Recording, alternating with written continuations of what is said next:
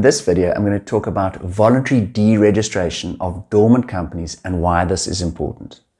If your company has stopped trading and you intend to close it down, you will need to deregister your company from both the SARS and CIPC databases, as failure to do so will result in financial penalties for outstanding returns.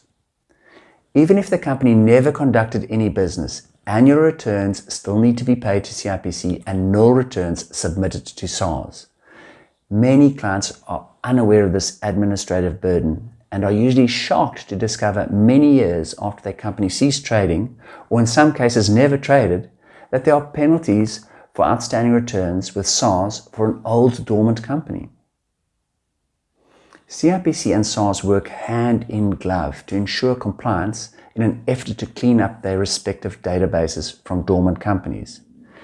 In the past, one could simply ignore and not pay the CIPC annual returns, and after several years, they would automatically deregister the company and write off the dues and the penalties. However, SARS do not automatically deregister CIPC deregistered companies from their database, and have recently started to charge penalties ranging from 250 to 16,000 Rand per month for late filings.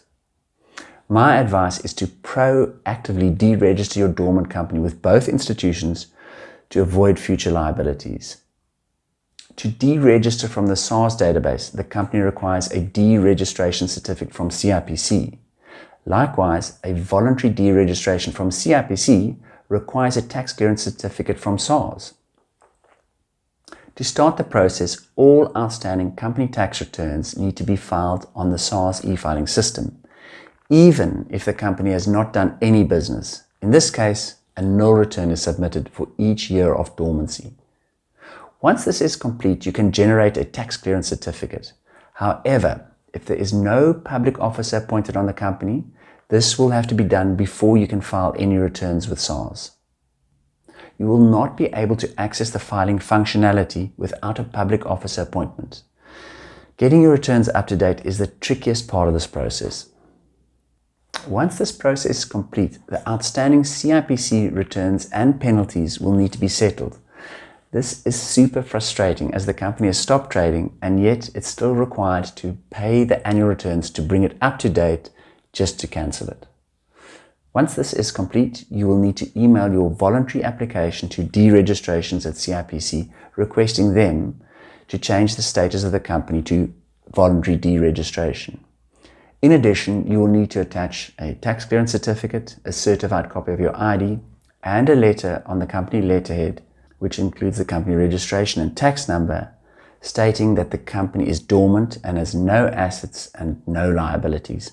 I'll leave a copy of the wording in the description below. This letter must be signed by at least 50% of the active directors. CIPC should get back to you within about 2 weeks with a registration certificate, which is then submitted to SARS to complete the process. Only once SARS has deregistered your company can you rest in peace, as the process is now complete.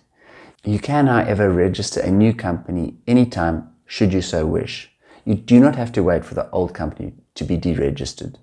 I hope you found this informative. So as always, remember, we are here to help.